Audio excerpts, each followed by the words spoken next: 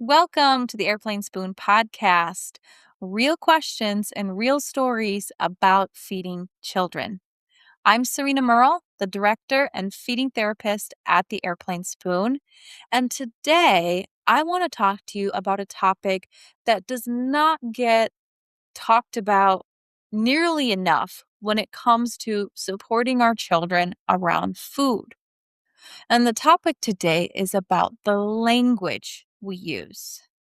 So the question can be, do the words that I use around food really matter? Or how much do the words I use around food matter with my child and their learning and their understanding and their associations around food? And basically the answer is yes, they matter. How much? A lot. So what I want to talk to you about today is thinking about how are we communicating around mealtime and foods and having that interaction with children, not just for their understanding, but also how are they internalizing the emotional side and how we can support them so that they feel more confident, more comfortable with new foods.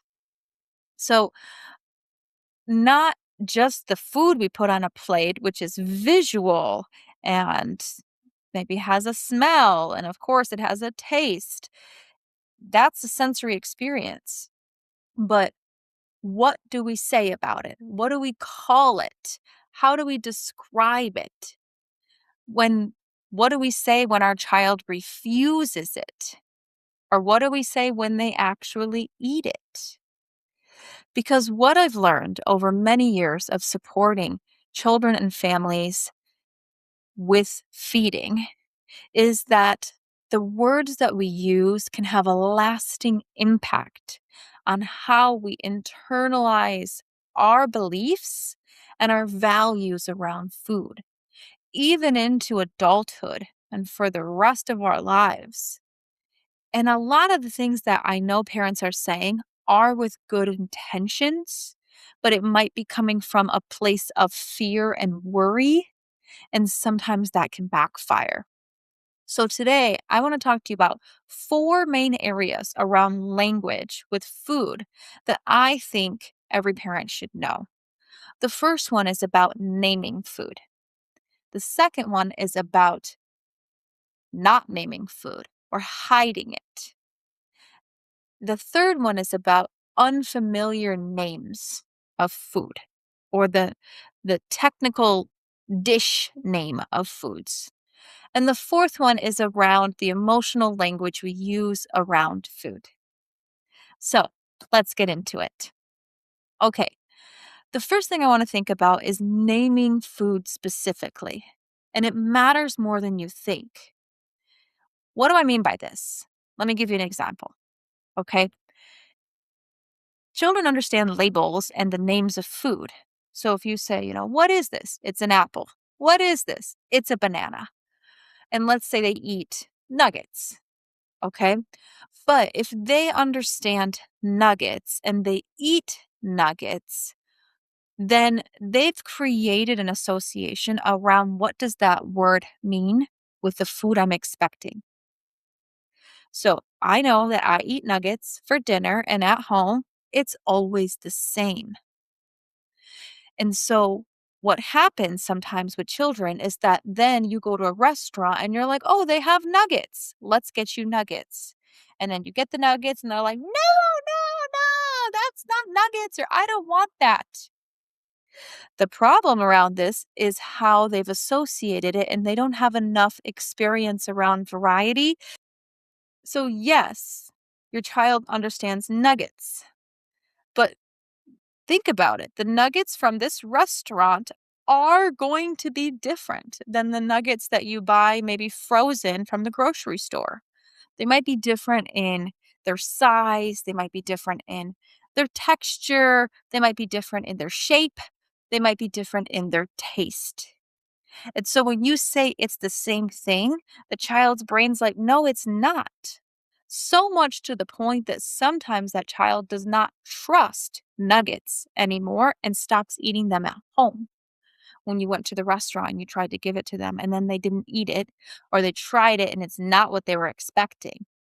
So it's quite logical for a child. They're trying to categorize the world, and food is no different. So what I say to parents is that if you are introducing foods that they are very familiar with in different types of settings, whether that's a different location, a different brand, a different presentation, then we can be specific.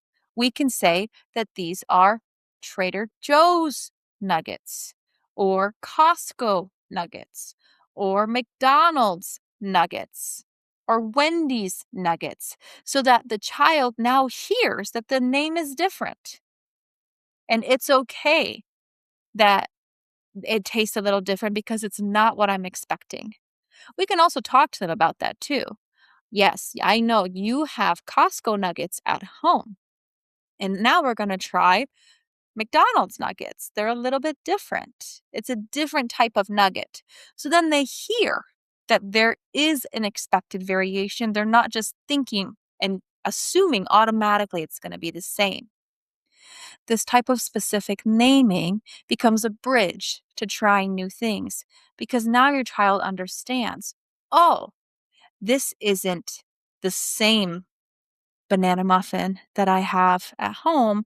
This is Starbucks banana muffin. So it sounds a little bit different, and that framing is far less threatening than a total surprise of expecting it to be one thing and then that's not what it is. So this is the first strategy of using specific names, especially about any type of variation of what they're exposed to. The second strategy is about using labels for food that is very specific instead of hiding or trying to trick or lie to your children about what the food is. Hiding food, I know why many parents do this. It comes from a completely loving place. You want your child to eat vegetables. You want them to eat something more nutritious. So you're going to sneak some cauliflower into their mac and cheese. You're going to put some spinach into their smoothie. You're going to put some zucchini into the muffins. And sometimes it works and your child eats it and doesn't notice. A win, right? Here's my concern. If we hide food, while we might be solving a short-term problem, we're creating a long-term problem because it breaks trust. Feeding and the act of eating is not just about food going into your body. It's about a relationship with food. And that starts with safety and trust. Children need to feel safe and to feel that they understand and get to decide what it is that they eat. And that comes through curiosity, not fear. Hiding food is not supporting this. Hiding food, it kind of creates this fear response, especially in the relationship. And the bigger problem is that children often find out. Sooner or later, they're gonna find out that you're hiding it, and then they're not gonna trust you. If they discover that there's something in their smoothie that they didn't know was in there, because you're telling them it's an apple banana smoothie, and then they see that later they find out that you put spinach in that, what does that teach them? I don't want my smoothie anymore because I can't trust it. It's something that I didn't even know was there. This is true for anybody. If I make some special brownies and I say, "Here, try my brownies," and then you eat them, and then I'm like, "Haha, you don't know what I put into them." You're not going to trust me and you're not going to accept food from me again. It's a basic safety need. to understand what is it that I am choosing, or if I don't have a choice in that matter, I'm going to refuse it. For children that are more anxious around foods, especially new foods, that kind of discovery of finding out something was hidden can create a significant setback. They might start to refuse more and more foods, and it can make them a little bit more hypervigilant and scared about everything that they eat. So I want to be balanced here. I'm not saying that you cannot add spinach to a smoothie, but I think there's a really important difference between hiding an ingredient and including an ingredient. If you put a spinach into your child's smoothie and you tell your child, I put some spinach in this, it's very, very small. You probably won't be able to taste it, but it makes it a little bit green. You've done something completely different. You have let them in on that experience and you're being honest. So now they are a active decider instead of a passive recipient. The better thing is actually to have your child be part of that and to say, okay, we're going to make a smoothie. We can put fruit and a liquid and a veggie. Okay, what fruit do you want? Banana. Okay. What liquid do you want? Do you want apple juice, water, or milk? Milk. Okay, milk. What veggie do you want? Do you want to put spinach or carrot or avocado? Spinach. Okay. How much? And even if your child puts the tiniest little bit of leaf in, they're choosing that and they know it's not a secret, especially when it is part of a routine. But this is so important. If you're like giving your child a new kind of pizza and you're like, oh, this is a new pizza, try it, you'll like it. And it's a cauliflower crust pizza. And they're like, something's different about this pizza. You're like, no, it's the same. You're lying. You're lying to your child for fear that they're going to refuse it. But what I'm suggesting and recommending is for you to be honest with your child and to tell them, this is cauliflower pizza. It's different. The crust is made from cauliflower. How cool is that? You can be very positive and exaggerated around it, but we're honest, and then they get to decide. And so using the language around food of explaining to them what it has in it and letting them to decide if they choose to have that or not is super powerful because then they build trust, not fear, trust. Okay. The third part is around names of foods that are often tied to specific like dishes or cultural foods that don't really tell us what it is. So I think about this a lot. I work with a lot of families that come from different backgrounds. My practice is in the Silicon Valley area of San Francisco, Northern California in the United States. And I have families from China, from India, from Korea, from Japan, from Poland, from Russia, Ukraine. So there's lots and different types of foods that they eat. And of course, there's names of these foods in their languages.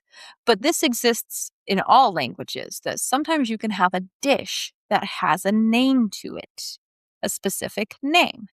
It doesn't tell us what it is. So the authentic name of that food is important. It honors where the food came from. It teaches children possibly about their culture, their heritage, about the world around them. And when we introduce a food that the name doesn't immediately describe what it is, it can be helpful to give a simple description alongside it. So let me give you an example. I have a family from India, and they wanted to give their child curd rice, and they called it curd rice, or they also called it dahi chawal, which is in Hindi, the name of this dish. And so for the child to hear dahi chawal, she was very no, no, no, no. What is that? I don't want that. And I asked the family, what is this? And they said, oh, it's basically just rice with yogurt. And I said, okay. So then I said to the little girl, I said, okay, you eat rice, don't you? She's like, yeah, I eat rice. I said, okay. And you eat yogurt, don't you? Yeah. And I said, okay, this is yogurt rice. And she's like, oh. And then she just started eating it. Whereas before, the name of it was too unfamiliar and scary for her. She's like, I don't know what that means. I don't know what's inside of it. The family then just started using yogurt rice, yogurt rice. And I said, you can use the technical dish name for this now that she understands what it is. It's fine. And then she can ask for it. But sometimes when you just say, here, this is daki chawal in this case, or if I were to say to you, oh, I made you this dish. It's called yaping gachos. Here, eat it. What's your first reaction going to be? You're like, what is this? I don't know what it is. And so you don't want to eat it. But if I say, oh, it's kind of like a mashed potato pancake. You're like, okay, sure. I know what mashed potatoes are made into a pancake. I got it. So describing it in terms that are relatable is really helpful and powerful to get a child to feel less fear and more comfortable and confident around those plates or dishes that you're preparing. So then the last section is around the emotional language we use for food. And it's honestly one of the most important. The emotional language we use around food shapes how our children feel about eating, sometimes in ways we don't even realize. So we talk about like good food or bad food or healthy food or junk food or unhealthy food. I hear it again and again and again. And it's from parents, it's about concern around child's nutrition. You want them to be healthy. You want them to grow well and to have good fuel for their brain to develop in the best possible way. And that's awesome. But that's not your child's responsibility. You can decide what you offer to your child. They don't need to know or to feel guilty around, oh, that's good food or that's bad food, especially because children, when they're learning all of these concepts, especially around language and the world around them, everything is first identified as an opposite. It's good or it's bad. It's right or it's wrong. And so they have a lot of fear and anxiety around, like, oh, this is bad food. I want to eat a cookie. And so I'm a bad girl. They associate that way. We don't need to use these preference or positive negative terminology around food so that they don't have to feel that anxiousness around them. It's not about that, oh, good job, you ate a healthy food. Because what their brain says is, oh, I did a bad job when I ate an unhealthy food. They opposite associate, and then that creates them more anxious. So that's the positive negative. Yucky, yummy. Try it. It's yummy. It's yummy. It might be yummy for you, but we don't all have the same preferences. And it might not be yummy for a child if they're still fearful around it. They still have to learn about that. We don't have to tell them that. They can decide that for themselves. A couple of other kind of emotional words related to food is just one more bite or just take a bite. Just try it. Just do it. It's a huge pressure. And I know, again, it comes from love. You want your child to eat enough.